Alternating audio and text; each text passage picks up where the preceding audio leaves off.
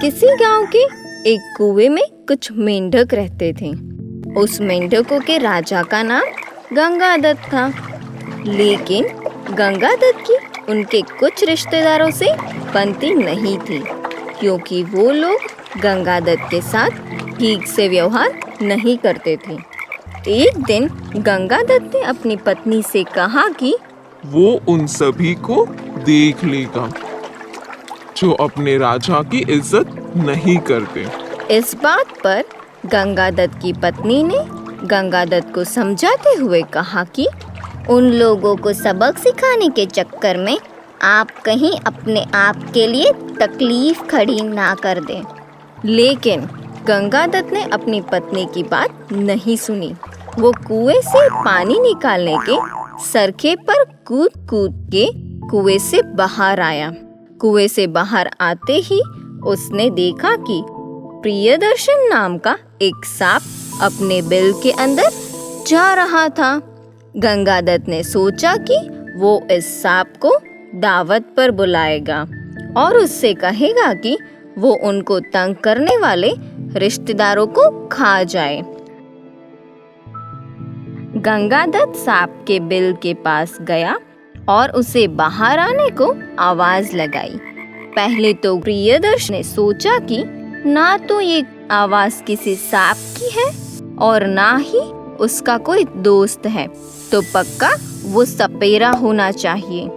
ऐसा सोचकर प्रियदर्शन ने कोई जवाब नहीं दिया। तभी फिर से आवाज आई कि हे प्रियदर्शन, मैं मेंढकों का राजा गंगादत्त हूँ। मैं तुमसे दोस्ती करने आया हूँ। यह सुनकर प्रियदर्शन ने कहा कि यह नामुमकिन है। आग और पानी की दोस्ती नहीं हो सकती। प्रियदर्शन को जवाब देते हुए गंगादत्त ने कहा कि माना कि हम जन्मजात शत्रु हैं, पर मैं चाहता हूँ कि तुम मेरे दुश्मनों को खा जाओ। प्रियदर्शन ने पूछा कि उनके दुश्मन कौन है? तो गंगादत्त ने बताया कि उनके अपने रिश्तेदार ही उनके दुश्मन हैं और वो उसी कुएं में रहते हैं जहाँ वो खुद रहता है। गंगादत्त की इस बात पर आपत्ति जताते हुए प्रियदर्शन ने कहा कि अगर तुम कुएं में रहते हो तो मैं कैसे तुम्हारे साथ आ सकता हूँ? और अगर आ भी गया तो जब तक मैं तुम्हारे दुश्मनों को मारूंगा तब तक मैं कहाँ रहूंगा? प्रियदर्शन के इस समस्या का समाधान बताते हुए गंगादत्त ने कहा कि मैं तुम्हें कुएं में जाने का रास्ता भी बताऊंगा और वहाँ पानी की सतह से ऊपर रहने के लिए जगह भी बताऊंगा।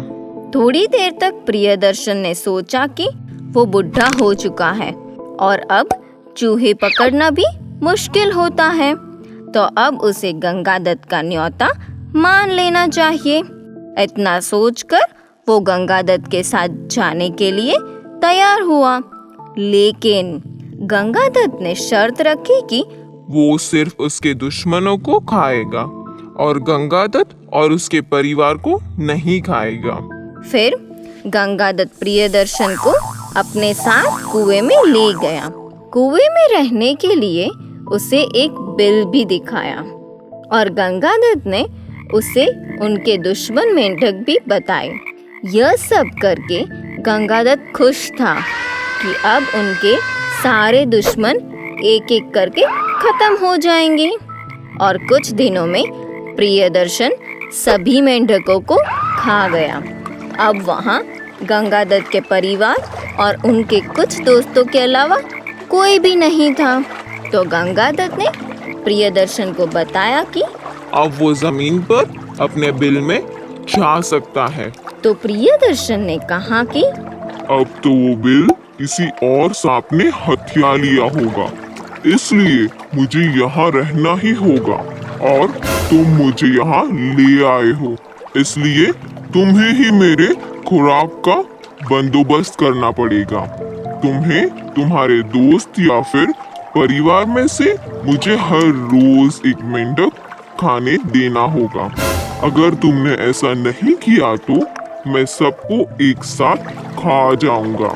अब गंगादत्त को उसकी गलती का एहसास हुआ, पर तब तक तो प्रियदर्शन ने गंगादत्त के दोस्तों को खाना शुरू भी कर दिया था। और एक दिन तो प्रियदर्शन गंगादत्त के बेटे को ही खा गया और गंगादत्त कुछ नहीं कर पाया। गंगादत्त की पत्नी ने गंगादत्त को कुएं से भाग जाने की और किसी तरह प्रियदर्शन को हराने की योजना बनाने की सलाह दी। कुछ दिन बीत गए और गंगादत्त कोई योजना नहीं बना पाया और अब तो कुएं में सिर्फ गंगादत्त ही बचा था। प्रियदर्शन ने गंगादत्त से कहा कि अब तो वो उसे भी खा जाएगा। तो गंगादत्त ने कहा कि अगर तुम चाहो तो मैं बाहर जाकर दूसरे कुएं से सभी मेंढकों को तुम्हारे लिए ले आऊंगा। प्रियदर्शन ने गंगादत्त की बात मानी और वो उसी पल कुएं से निकलकर भाग गया और सोचने लगा कि अब वो किसी और कुएं में जाकर रहेगा। कुछ दिन बीत गए पर गंगादत्त वापस नहीं आया। तो प्रियदर्शन कुएं में रहती एक बूढ़ी छिपकली से कहा कि मोहतरमा, आप और गंगादत्त पुराने मित्र हैं। आप उसे ढूंढिए और कहिए कि वो वापस आ जाए। अगर वो दूसरे मेंढकों का बंदोबस्त नहीं कर पाया तो भी उसे नुकसान नहीं पहुंचाऊंगा। बस वो वापस आ जाए, मैं उसके बिना नहीं रह सकता।